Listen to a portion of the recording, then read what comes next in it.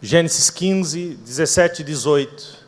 Depois que o sol se pôs, veio a escuridão, e eis que um fogareiro esfumaçante, com uma tocha acesa, passou por entre os pedaços dos animais.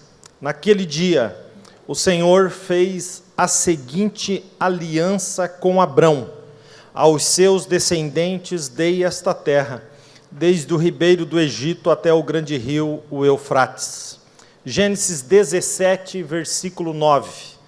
Gênesis 17, versículo 9, diz assim: de sua parte, disse Deus a Abraão: guarde a minha aliança, tanto você como os seus futuros descendentes. Amém. Pode tomar o seu assento?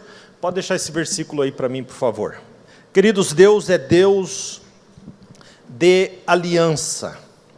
E Deus é um Deus que honra as alianças que Ele estabelece. Quando a gente olha para a vida de Abraão, a gente descobre, antes de mais nada, uma lição muito importante. Abraão, ele desponta na Bíblia a partir de Gênesis capítulo de número 12. Mas em Gênesis capítulo de número 11, versículo 26, até então Abrão, depois tem o seu nome mudado para Abraão, Abrão, ele aparece, surge na Bíblia como filho de um homem chamado Terá.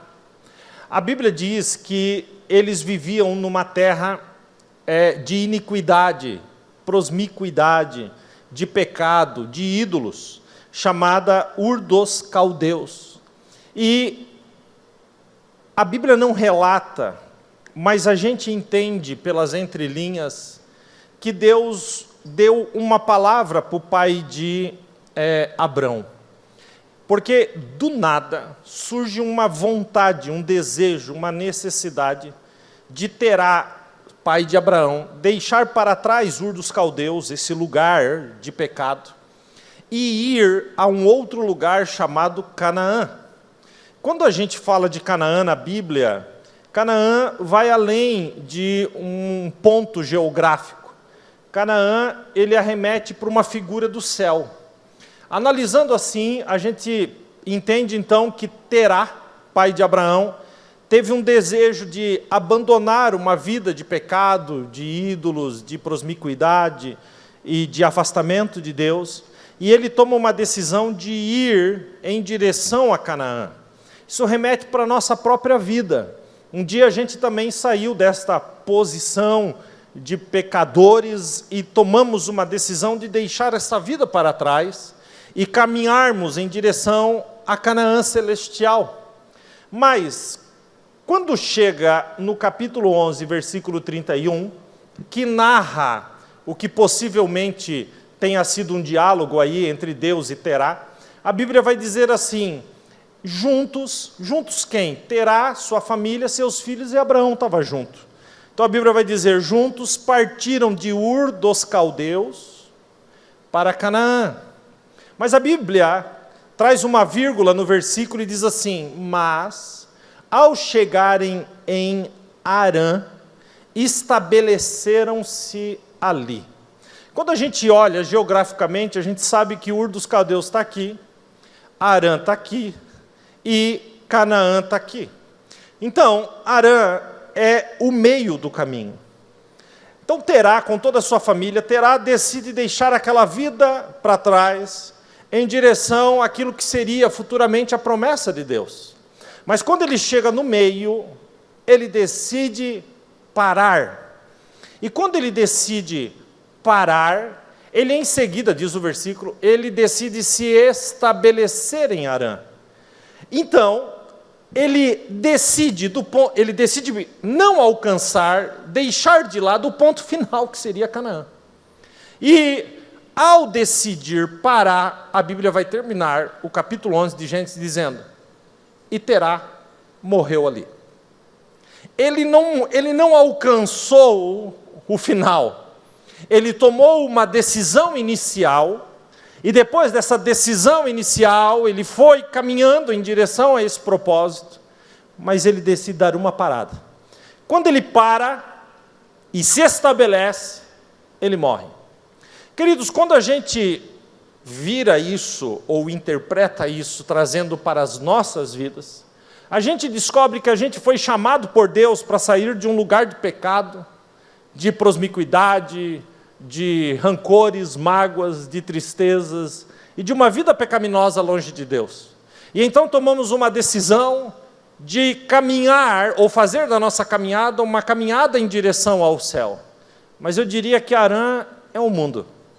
O mundo com as suas paixões, o mundo com as suas correrias, o mundo com os seus compromissos inventados para lotar as nossas agendas, que nos fazem parar com relação ao propósito. Querido, você não nasceu para parar. Eu posso dizer pela palavra de Deus que você nasceu para correr, porque a vida espiritual é uma grande corrida. Quando a gente olha, por exemplo, para o Salmo 1, versículo 1, diz assim: bem-aventurado o homem que não anda segundo conselhos dos ímpios, não para no caminho dos pecadores, não se assenta na roda dos escarnecedores, antes tem o seu prazer na lei do Senhor, e nessa lei medita de dia e de noite. Quando a gente vai falar deste caminho em direção ao céu, é impossível não citar um dos textos, talvez mais usados por mim aqui, mas tão lindos e impressionantes, que é o texto de Hebreus, capítulo de número 12, que diz: portanto, nós que estamos rodeados de uma tão grande nuvem de testemunhas, deixemos para trás o pecado e os embaraços que tão de perto nos rodeia, e corramos. Ele não diz para, ele não diz anda, ele não diz arrasta, ele diz: corramos com paciência a carreira que nos está proposta, olhando para Jesus, autor e consumador da nossa fé, o qual, pelo gozo que lhe estava proposto, suportou a cruz, desprezou a afronta e assentou-se à direita de Deus. Hebreus 12, 1 e 2. Observe que ele fala: corramos. Não faz parte da vida cristã parar. A vida cristã não é feita para parar, e a gente acha que dá. Terá, pai de Abraão, parou e morreu. Porque nós não fomos projetados para isso. A gente para e morre espiritualmente. A gente para e tudo desmorona ao nosso redor. Nós fomos projetados para seguir. E quando Paulo vai escrever aos Gálatas, no capítulo de número 5, versículo 7, olha o que Paulo fala para eles. Eles estavam correndo e decidiram parar. Aí Paulo escreve para eles e diz assim, no capítulo 5, versículo 7, vocês corriam tão bem. Quem vos impediu de obedecer à verdade? Querido, então descubra aqui que obedecer à verdade é correr, é se manter em movimento, porque na vida espiritual não existe esse tempo. Quando eu falo de vida espiritual, estou falando de organização de igreja, mas de vida espiritual, não existe esse tempo. Aí o próprio Paulo vai continuar e diz assim, tal persuasão, ele vai dizer, tal influência que te fez parar. Ele diz, tal persuasão não provém daquele que vos chamou. Quem chamou? Jesus. Então, se o parar não provém de Deus, provém de quem? Provém do diabo. Então o diabo não se preocupa, querido, com a tua vida espiritual, desde que você esteja estagnado, completamente parado. Terá estava indo para Canaã, mas decidiu dar uma paradinha em Harã. E ali foi o seu fim, uma paradinha definitiva. Queridos, mas a gente precisa entender que ainda que Terá possivelmente tenha recebido uma direção de Deus, mas parou e morreu, o plano de Deus não morre com Terá. Porque o plano de Deus está acima das nossas decisões. Porque o plano de Deus está acima dos nossos erros. O plano de Deus não é Harã. O plano de Deus é Canaã. Então, quando Arã decide deliberadamente parar e se estabelecer, o capítulo 11 de Gênesis morre com a morte de Terá. É ali ele morre. Então, o capítulo de número 12 inicia com o Deus que nunca para. Deus surge no capítulo 12 e diz a Abrão, até então Abrão, o Senhor disse a Abrão: sai daí da tua terra, da tua parentela, sai da casa de teu pai, para a terra, Canaã, que eu te mostrarei. Se você tomar essa decisão hoje, Abraão, escute, far-te-ei de você uma grande nação, abençoar-te-ei, e engrandecerei o teu nome, e tu serás uma bênção. Amaldiçoarei todos os que te amaldiçoarem, e abençoarei todos os que te abençoarem. Queridos, o que acontece em seguida no versículo 4 é o seguinte: assim partiu Abraão, como o Senhor lhe tinha dito. Não tem questionamento, não tem pergunta, não tem dúvida, não tem medo, não tem um coração preso às coisas de Arã, desta terra. Ele simplesmente recebe uma visão e ele parte. E isso me leva a pensar que quando o pai dele recebeu uma visão, ele estava ali como filho, e ele viu a decisão equivocada do pai em abandonar o plano original, mas agora ele decide escrever uma nova história para a sua casa e para a sua família. Então eu começo pregando dizendo o seguinte: não importa se o teu convívio, os teus familiares, até mesmo teu pai e tua mãe, nunca serviram ao Senhor, isso não importa. Você pode escrever uma nova história, porque todas as promessas de Deus estão de pé sobre a sua vida. O que a gente vê é que Deus vai fazer então uma aliança, porque Deus é Deus de aliança, com este homem chamado Abrão. E depois eu vou falar porque Deus mudou o nome. Mas Deus vai fazer uma aliança com este homem, e no capítulo de número 15, Deus fala para ele: faz um sacrifício, e eu vou fazer uma aliança contigo. Então Abrão pega os animais, e parte os animais em pedaços, mas faz uma espécie de corredor no meio, e coloca os animais ali, o sacrifício um de frente para o outro. E a Bíblia diz que pela manhã, Abrão orou, e Deus não fez nada. Quando chega a parte da tarde, a Bíblia diz que as aves de rapina começaram a pousar sobre aquelas partes, sobre aqueles animais. E a Bíblia diz que Abrão enxotava as aves, e Deus não fez nada. Quando entra o começo da noite, a Bíblia diz que houve densas trevas e escuridão, e até aqui Deus não fez nada. Isso me leva a pensar que sempre que Deus tem algo grande a realizar, o processo será doloroso, o processo será difícil. Ele faz o sacrifício que Deus manda ele fazer, ele faz o que Deus manda ele fazer, ele ora e Deus não responde. Você já se sentiu assim? E como se não pudesse estar pior, agora à tarde as aves de rapina vêm roubar aquilo que é a aliança dele com Deus, que ele preparou para ser uma aliança com Deus. E as aves de rapina representam Satanás e seus anjos, querendo levar e roubar aquilo que será a tua aliança com Deus. Mas como se isso não bastasse, entra a escuridão, e um momento de escuridão.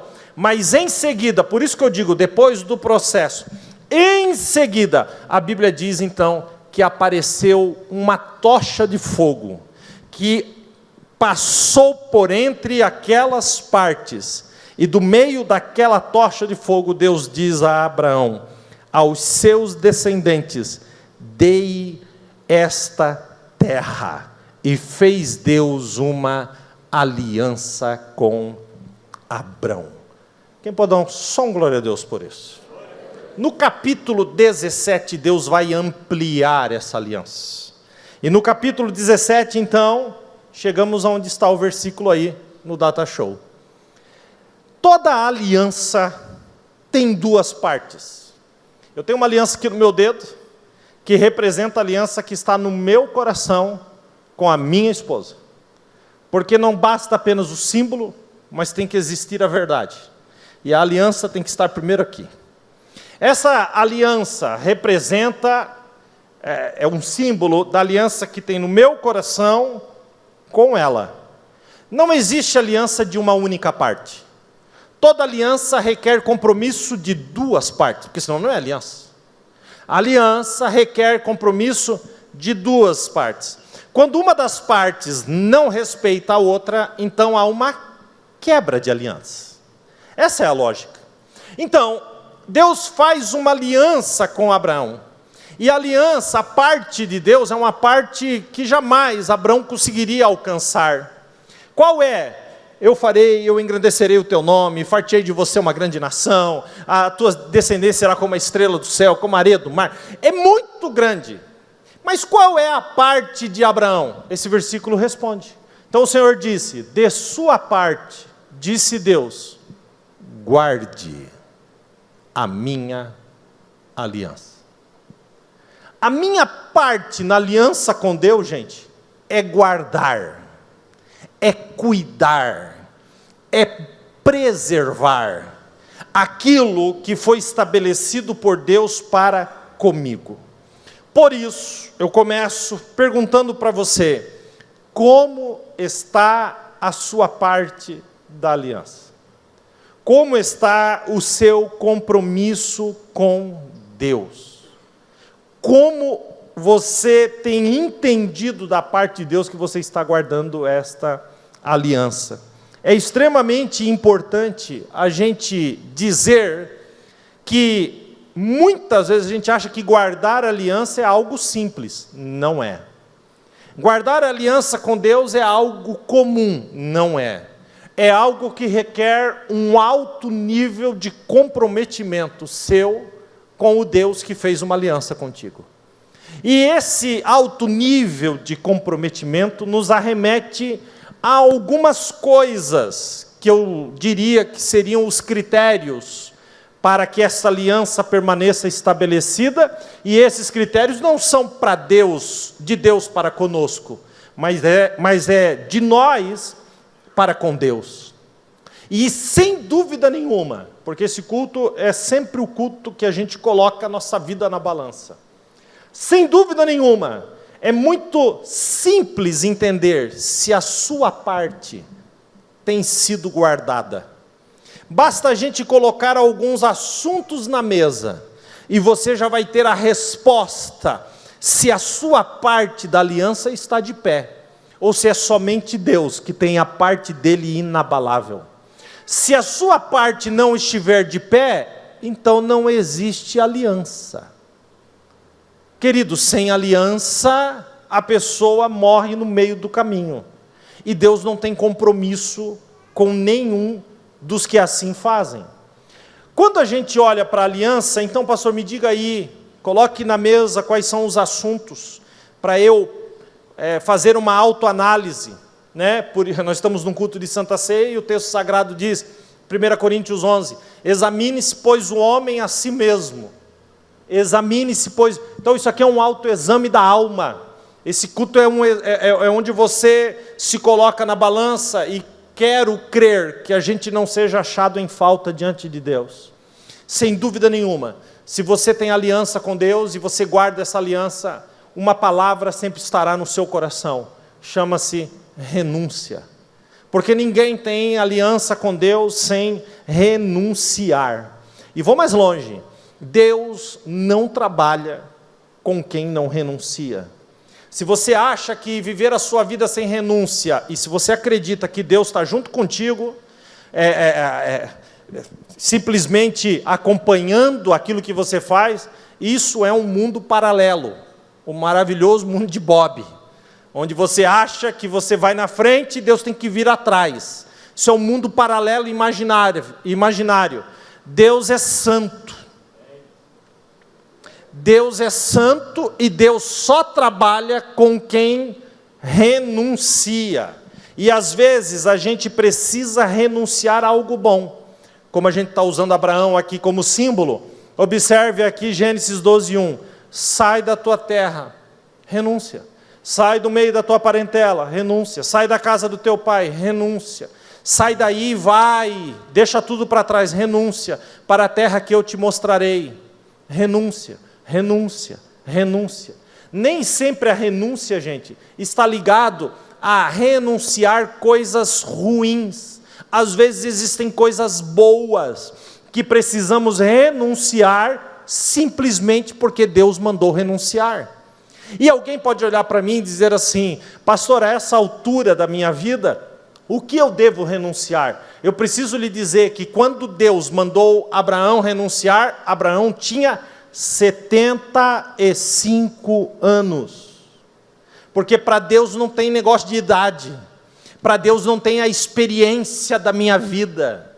Para Deus não tem os meus sofrimentos que me trouxeram até aqui, por isso não mudo.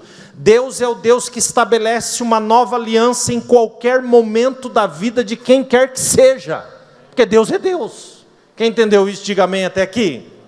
Ele exige isso. E renunciar, gente, é renunciar a algo que até é bom, muitas vezes, mas por algo maior.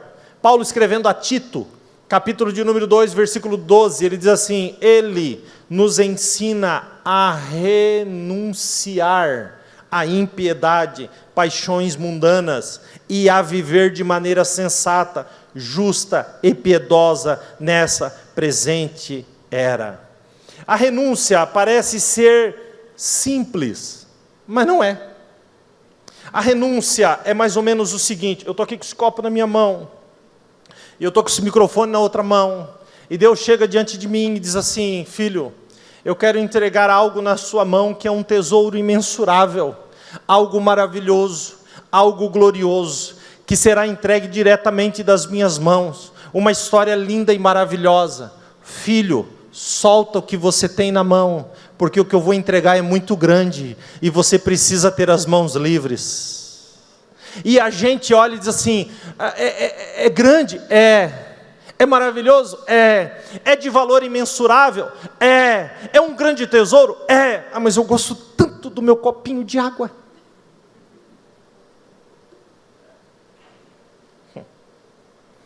Renunciar, gente, é deixar as mãos livres, é largar as mochilas que a gente arrasta para lá e para cá, e dizer: Deus, eu estou livre para receber de Ti o que Tu quer entregar nas minhas mãos.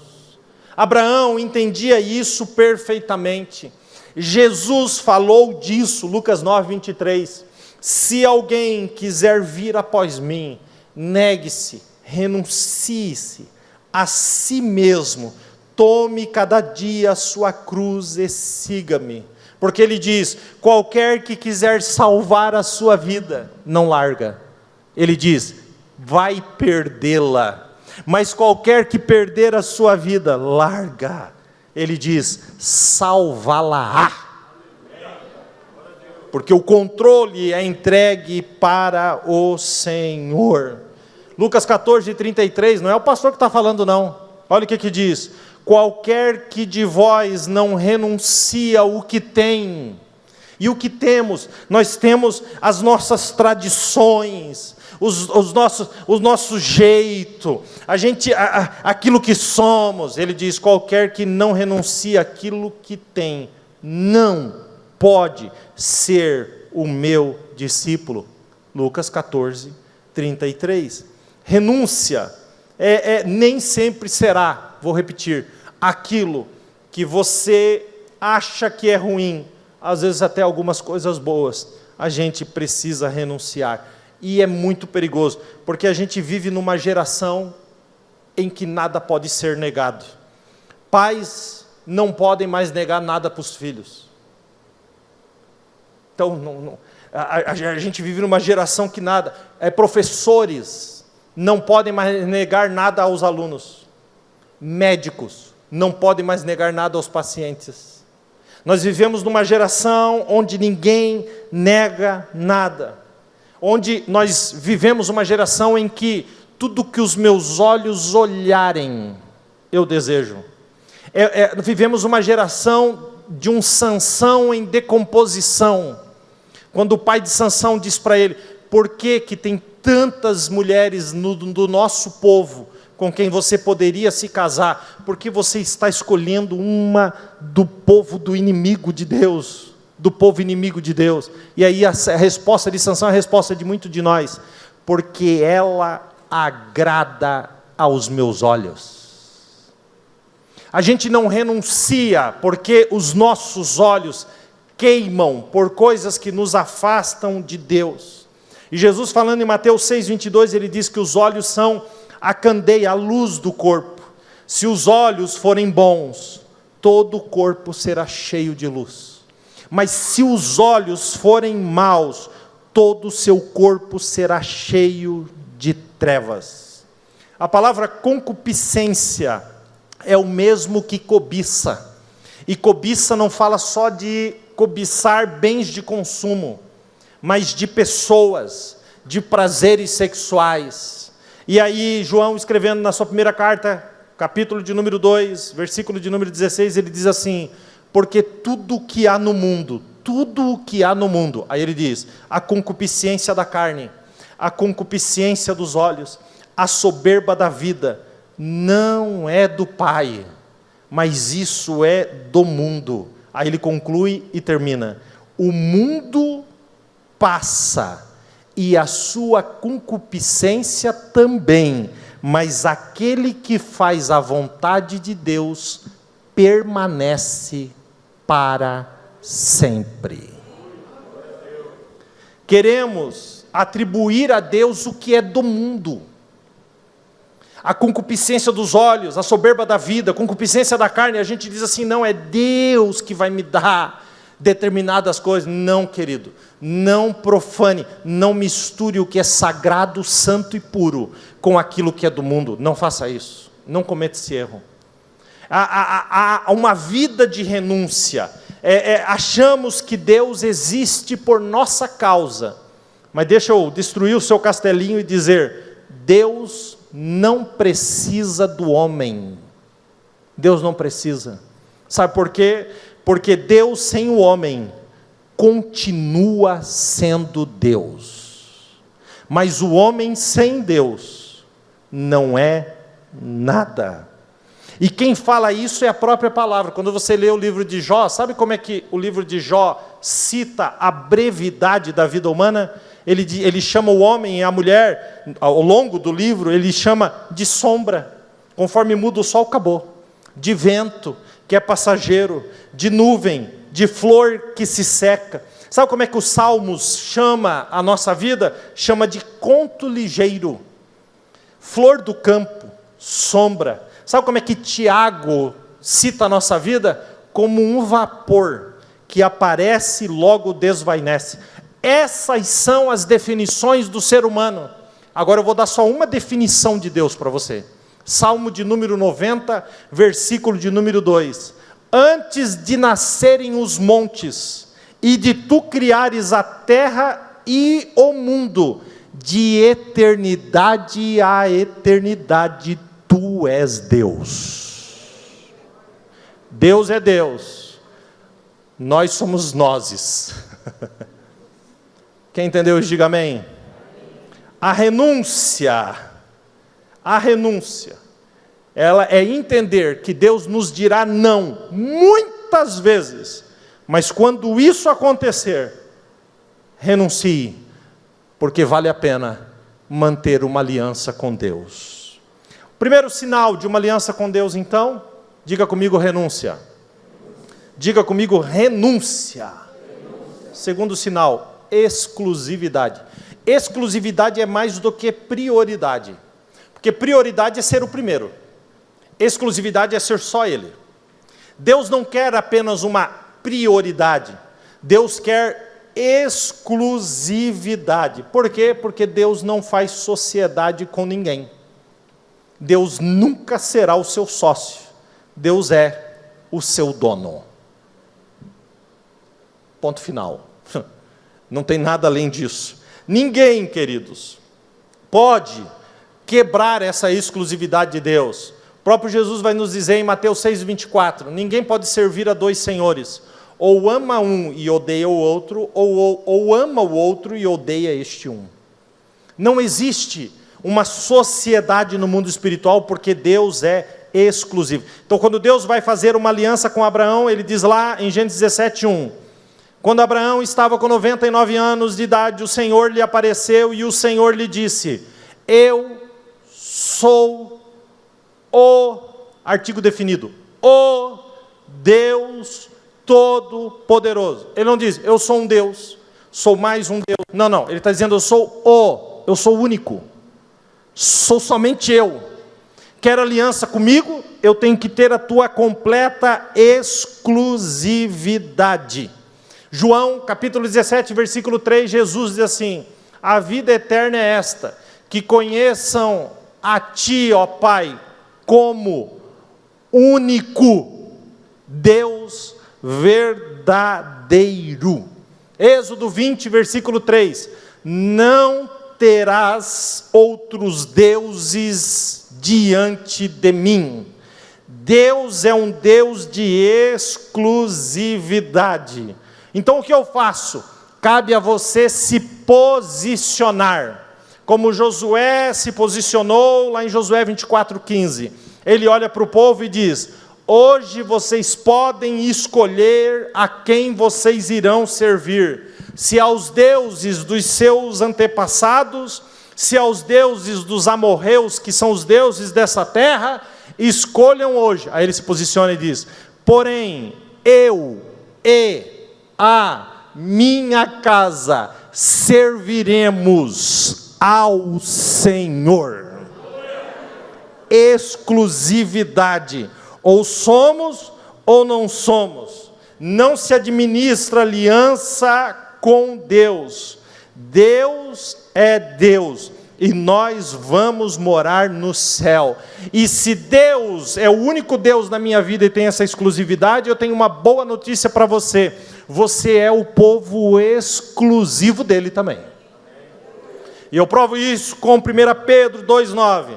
Vocês são geração eleita, sacerdócio real, nação santa, povo exclusivo de Deus, para anunciar as grandezas daquele que vos resgatou de Ur dos Caldeus, das trevas, e anunciar a sua maravilhosa luz. Exclusividade. Diga comigo renúncia. Diga comigo exclusividade. Dá tempo de sair correndo agora para o próximo. Quem tem aliança com Deus, tem mudança de caráter. Porque o povo com quem Deus tem aliança, ele trabalha, ele nos trata, em todos os tipos de situações e circunstâncias. E até as coisas ruins, como Paulo escreveu em Romanos 8, todas as coisas contribuem para o bem daqueles que amam a Deus. Até as coisas ruins também contribuem para o bem daqueles que amam a Deus. E Deus sabe como nos tratar. Note, queridos, que no capítulo 15, Deus, até o capítulo 15, agora eu explico. Até o capítulo número 15, Deus chama Abrão de Abrão. A partir do capítulo 17, Deus vai mudar o nome de Abrão para Abraão. Isso, para um judeu, diz muito. Porque o nome para eles conta não só o nome por si só, mas traz a história, traz o peso no nome. Então, quando Deus muda de Abrão para Abraão, Deus está mudando uma história. E em duas situações Deus faz isso. Uma, quando muda o nome, ou outra, quando ele pronuncia o nome duas vezes. Sempre que isso acontece, algo vai acontecer em seguida. Se você olhar, Deus muda Abrão para Abraão, e faz dele o pai de multidões. A mulher dele chamava Sarai, era estéril. É mudada seu nome para Sara, mãe das multidões. Se a gente olhar para Saulo, lá no caminho de Damasco, ele tem um nome mudado para Paulo. Deus olha para Simão e diz Pedro, porque Deus está mudando a história. Deus olha para Oséias, não o profeta, mas o filho de Num, e diz: Oséias, tu não vai mais se chamar Oséias, agora tu se chamarás Josué. E Josué, o nome Josué no Velho Testamento, o mesmo nome no Novo Testamento, lembrando que o velho é no hebraico e o novo é no grego, é o mesmo nome. Que nome, pastor? Josué é Jesus, Jesus é Josué. Ele tem uma mudança de nome, porque Deus nos trata, Deus trata o nosso caráter. Isso quando Ele não nos chama duas vezes pelo nome. No jardim Ele diz Adão, Adão. No Monte Sinai Ele diz Moisés, Moisés. No templo Ele diz Samuel, Samuel. Na estrada de Damasco Ele diz Saulo, Saulo. O seu nome fala sobre você. O seu nome fala a tua história. E Deus, que é Deus de aliança, muda a nossa história, nos tratando no caráter. Quando fazemos uma aliança com Deus, Ele começa a mudar a nossa história. O curso é alterado. E pode ter certeza que quando Ele vai nos tratar, dói. Mas acredite, é muito melhor, porque a nossa vida está nas mãos daquele que é o oleiro. O vaso quebra, mas Ele faz um vaso novo. E nesse tratamento, eu vou te falar uma coisa que você não queria ouvir. Nesse tratamento, Deus abre porta. Dá um glória a Deus aí. E Deus fecha a porta. Deus abre porta. Glória a Deus. Deus fecha.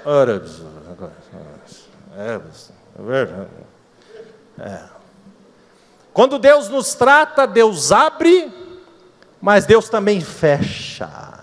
E talvez isso explique muita coisa na sua vida, porque quando fecha uma porta, a gente esperneia, faz birra mesmo. A gente fica chateadão. O diabo fechou a porta. Querido, não dê autoridade e poder ao diabo. Ninguém abre nem fecha a porta na sua vida que não seja Deus, porque Deus é o Deus da sua vida. Por isso que Ele vai dizer em Apocalipse 3:7, eu tenho a chave de Davi. Conveniente, né? Eu tenho a chave de Davi. Eu sou aquele que fecha e ninguém abre, mas eu também sou aquele que abre e ninguém fecha. O poder é dele. Ele abre, Ele fecha. Quem entendeu isso, diga amém. Diga comigo, mudança de caráter. Vamos para o próximo. Uma aliança, estou quase terminando, fique tranquilo. Uma aliança requer confiança. Você confia em Deus? Até que ponto nós confiamos? Olha o que diz Gênesis 15:6 sobre Abraão. Abraão creu no Senhor, e isso lhe foi imputado como justiça. Gente, é tão lindo a gente ler Abraão creu, mas deixa eu contar a história. Abraão tinha 100 anos. Sara tinha 90. Paulo, escrevendo aos Romanos, capítulo 4, ele diz assim que o corpo deles já estava amortecido. E eu não preciso nem explicar essa palavra. Aí surge Deus e diz assim: vou te dar um filho. E Abraão creu. Um altíssimo nível de confiança. Romanos 4:20 diz assim: e Abraão não duvidou das promessas de Deus, mas foi fortificado na fé, dando glória a Deus. Alto nível de confiança. Quando as circunstâncias foram completamente contrárias, eu acho que ele cantou: vou passando pela prova, dando glória a Deus. Ele dava glória a Deus. Por quê? Então Paulo vai explicar em Romanos 4, 21 e diz assim: porque estava certíssimo de que aquele que prometeu era poderoso para cumprir. Confiança. Abraão confiava. E quantas vezes a nossa confiança está completamente abalada, porque a gente só confia em Deus quando tudo está dando certo. Lembram de Jairo, capítulo de número 5 de Marcos? Ele foi pedir para Jesus orar pela filha que estava à beira da morte, e no meio do caminho Jesus encontra a mulher do fluxo de sangue, cura ela, e quando ele cura ela, e aí ele vai para a casa de Jairo, as pessoas chegam da casa de Jairo e dizem: não precisa mais se preocupar, a menina já morreu. Quando Jairo vai desfalecer, Jesus olha para ele e diz assim: não tenhas medo, crê somente. E Jairo confiou, e Jesus entrou naquela casa, e a filha de Jairo ressuscitou naquele dia. Quer saber o que Salomão diz em Provérbios capítulo 3, versículo 5 para você? Confie no Senhor de todo o seu coração, e não se apoie só no seu entendimento. Você quer saber o que o salmista disse no Salmo 56, versículo 3? Quando eu tiver medo, em Deus confiarei. Que lindo! Quando a gente olha para o Salmo de número 20, versículo 7 e 8, uns confiam em carros, outros em cavalos, mas nós faremos menção do nome do Senhor nosso Deus, porque uns encurvam-se e caem, mas nós nos levantamos e estamos de pé. É lindo demais, é lindo demais. Por isso, não abram mão da confiança. Abraão simplesmente, diz lá Hebreus 11:8, quando chamado, obedeceu-se e dirigiu-se a um lugar que mais tarde receberia como herança. É possível que tem gente aqui que deixou de confiar em Deus, nas promessas de Deus. É possível que com a falta de confiança os laços te cercaram, a insônia bateu na sua porta, a depressão te abraça e te espreme, a falta de confiança evaporou, e o salmista um dia estava assim, e quando ele estava assim, ele escreveu o Salmo 116, versículo 3, e ele diz algo que muitas vezes eu senti, e talvez você já tenha sentido. Ele diz: as cordas da morte me envolveram, as angústias do inferno vieram sobre mim, aflição e tristeza me dominaram. Então clamei ao Senhor e disse: livra-me, Senhor. E Deus ouviu a minha oração. Aí um pouco mais para frente, no versículo de número 7, ele vai dizer para ele mesmo, ele vai dizer para a alma dele, e ele diz: retorne ao seu descanso, ó minha alma, porque o Senhor tem cuidado de ti. Um pouco mais no final ele diz assim: porque estás abatida, ó minha alma, confia em Deus e ainda tu o louvarás. Confia no Senhor. Quem entendeu isso, diga amém. Então levante a mão para receber aqui o Salmo 37:5. Entrega o teu caminho ao Senhor, confia nele, e o mais ele tudo fará. Diga: eu recebo em nome de Jesus. Vou terminar. E eu não podia terminar sem falar de que uma aliança requer entrega. Muitas vezes, nós entregamos, mas ficamos preocupados. Eu tive uma patroa, uns 30 anos atrás, que quando ela, não dá bem 30, uns 25, o Juliano sabe quem é. Quando ela ia contar o pagamento, ela tinha uma mesa, ela ia contar o pagamento. Ela tinha tanto medo de vir duas notas coladas, que ela esfregava assim, que a onça virava gato. E ela não dava na sua mão, não, ela botava na mesa. E a gente ali, rapaz. Depois que ela contava tudo, eu posso pegar? Não, ela pegava de novo e contava de novo. Agora com as notas soltinhas. Depois que ela contava tudo de novo, ela batia e entregava. Aí eu pegava do outro lado, ela pegava aqui, ela ficava assim, ó. Dá esse dinheiro, mulher. Pelo amor de Deus. Trabalhei 1 mês para você. A gente, quando vai entregar para Deus, a gente faz a mesma coisa. A gente diz, Senhor, põe nas tuas mãos. Querido, isso não é entregar. Entregar vai além disso. 1 Pedro 5,7 é lançar. Lançando sobre ele toda a vossa ansiedade, porque ele tem cuidado de vós. Lançar. E a expectativa de Deus é uma entrega absoluta. Por isso, solte, entregue e lance. Obviamente que eu não podia, falando de aliança e de Abraão, eu não podia deixar de citar que lá no capítulo 22, Isaac nasceu, o filho da promessa. Isaac significa riso. Um dia Deus aparece para ele e diz para ele, Abraão, Abraão, toma o teu filho, o teu único filho a quem tu amas. É Deus que está falando que Abraão amava Isaac. Imagina o tamanho do amor, porque Deus sonda o coração.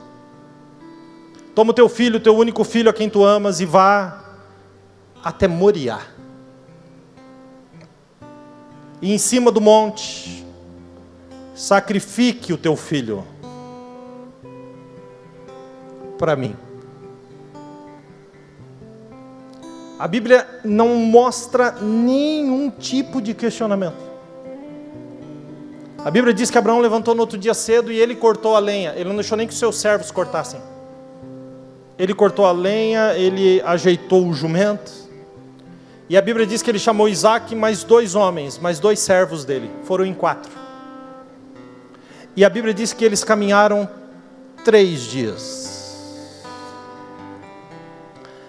E quando chegaram no 3º dia, eles enxergaram o Monte Moriá.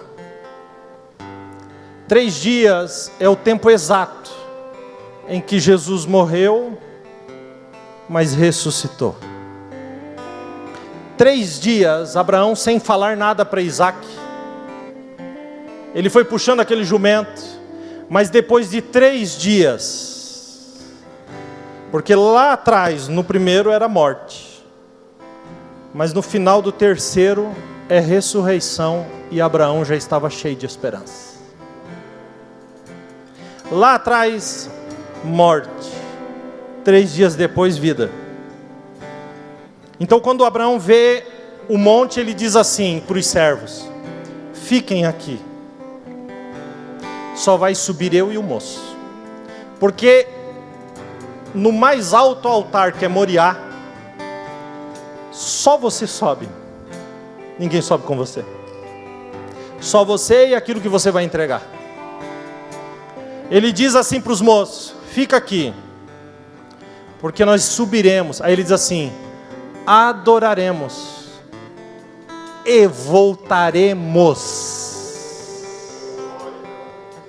E se você acha que ele acreditava que Deus iria impedi-lo, não. Mas Paulo escrevendo sobre isso diz assim, porque ele cria que Deus era poderoso para ressuscitar o seu filho. Ele sobe no mais alto altar, Moriá. No meio do caminho, Isaac pergunta e diz, pai, aqui está o cutelo, uma pequena machadinha. Aqui está a lenha. Mas e o cordeiro para o sacrifício? Abraão olha para trás e diz, filho, Deus proverá para si um cordeiro para o sacrifício. Quando ele chega lá em cima, ele prepara todo o altar. Coloca as pedras no lugar, a lenha. E ele amarra Isaac. E coloca Isaac sobre o altar. Isaac possivelmente era um menino de uns 20 anos, 18, 20, por aí. Mas Abraão já tinha mais de 100. Era só o Isaac dar uma rasteira no velho. Mas isso demonstra que Abraão ensinou para Isaac que podia confiar em Deus. O que você está ensinando para o teu filho? Para a tua filha? Filho, eu vou te amarrar, mas pode confiar. Se você morrer, Deus é poderoso até para te ressuscitar. Pode confiar. Pode entregar. Ele pega o cutelo. E até então, os sacrifícios não eram por imolação, mas os pedaços eram partidos. Isso a gente vê no capítulo 15, quando ele partiu os animais para o sacrifício. Então, se dava 7 passos para trás. Ele contava os 7 passos. Ele levantava o cutelo. E ele corria em direção ao sacrifício. Ele correu 7 passos em direção àquilo que ele mais amava. E quando ele levanta o cutelo para dar um salto final e sacrificar a Deus, ouve-se uma voz no céu: Abraão, Abraão, não faças nada com o menino. Ponto. Aqui Deus não vai mais falar sobre Isaac, porque Deus não queria Isaac. Deus queria o coração de Abraão. Você acha que Deus quer tuas coisinhas? Você acha que Deus quer arrancar de você o que você ama? Não, Deus quer você. Ele diz: não faz nada com o menino. Para aí, para aí. Eu não queria, nunca quis o menino. Não, não. Eu queria era o teu coração. E aí Deus olha para Abraão.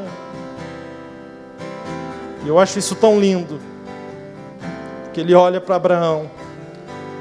E ele diz: agora eu sei. Deus falando com Abraão: que tu teme a Deus, porque tu não me negou o seu filho, o seu único filho. E quando Abraão olha para o lado, tem um cordeiro atado pelas pontas no arbusto. Sempre esteve ali, mas ele não viu. A gente não vê o cordeiro substituto sem antes entregar aquilo que a gente mais ama. Quando a gente entrega aquilo que a gente mais ama, a obra de Cristo se manifesta. E quando a obra de Cristo se manifestou, Abraão correu alegre, porque diz João 8,56. Jesus disse assim: Abraão viu o meu dia e exultou. Abraão solta o cutelo. Abraão desamarra o filho, e no lugar do filho que morreria, ele coloca o cordeiro que estava ali para morrer no lugar do filho. A morte estava com o cutelo sobre a nossa cabeça, mas Jesus morreu a nossa morte, nos arrancou e se colocou no nosso lugar.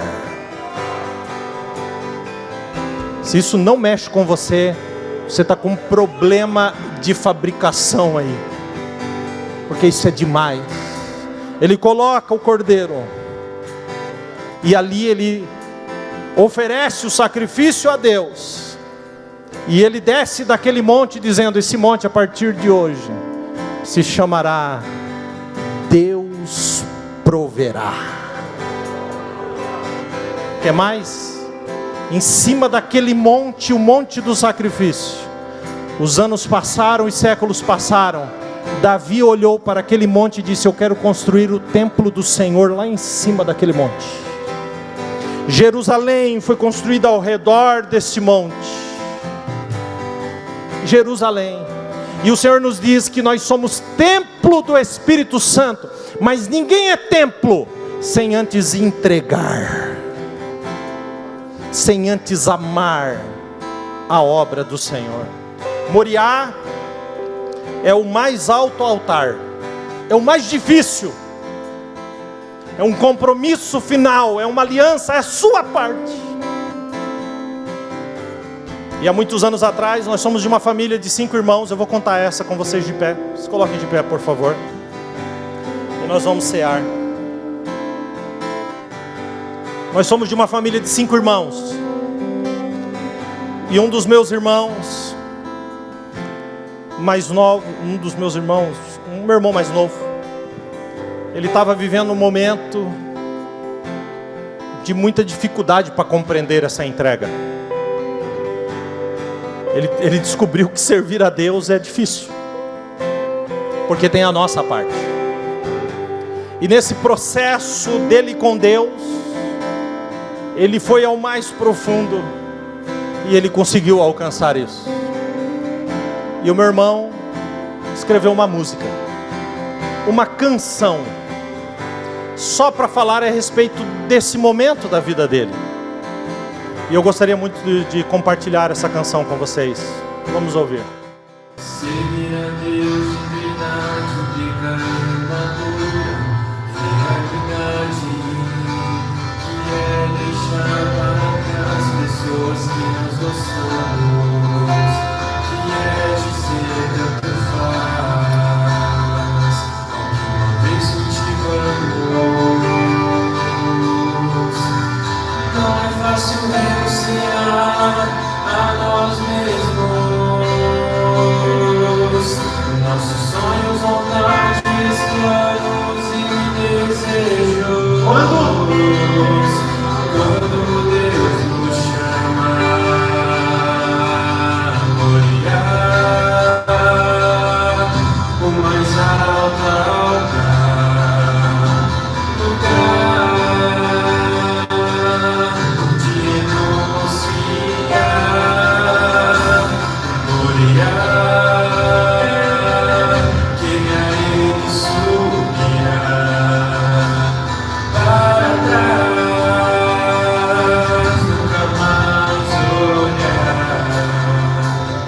Vamos cantar juntos então. Não é fácil renunciar a nós mesmos, nossos sonhos, vontades, planos e desejos. Quando Deus nos chama a gloriar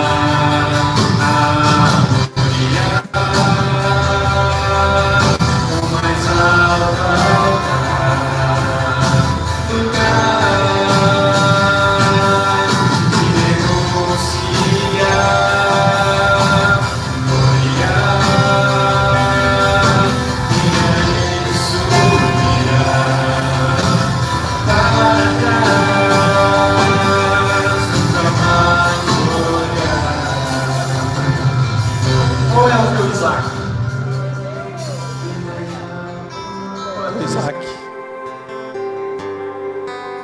quais são os teus planos, os teus desejos, pessoas, você precisa renunciar, entregar. Salmo 24, número 3, quem subirá ao monte santo do Senhor? Aquele que é limpo de mãos e puro de coração. Queridos, o Espírito está gemendo por uma restauração do altar, uma restauração de entrega absoluta, de renovo de aliança. E nesse renovo Ele renova tudo, Ele renova com a sua casa, com o seu casamento, com os seus filhos, com a sua família, com os seus pais, não sei. Aliança requer renúncia, exclusividade, mudança de caráter, confiança e entrega. Nós vamos nos assentar a uma mesa agora, que é uma mesa feita com aliança. Ele tomou o cálice e disse: esse cálice é a nova aliança. No meu sangue fazer isso em memória de mim. Gente, Deus fez uma aliança com Abraão. 430 anos depois, os descendentes de Abraão estavam escravos no Egito e começaram a clamar. E a Bíblia diz assim em Êxodo capítulo 2, que o clamor dele subiu ao céu. Aí diz assim: e Deus se lembrou da aliança que tinha feito com Abraão. Se 430 anos depois Deus lembrou da aliança que tinha feito com Abraão, por que você acha que Deus esqueceu a aliança que fez contigo esses dias atrás, ou alguns anos atrás? Deus não esquece, gente. Deus não esquece da aliança. E eu vou terminar com Isaías 49, versículo 15, que diz assim: pode por acaso uma mulher esquecer do filho que cria e não se compadecer do filho que saiu do seu ventre e amamenta? Aí o Senhor diz assim: ainda que ela se esqueça, eu não me esquecerei de ti, diz o Senhor. Aí sabe o que diz no versículo seguinte, o 16? Ele diz assim: eu tenho o seu nome escrito na palma da minha mão. Deus não esqueceu de você. Deus não esqueceu da aliança.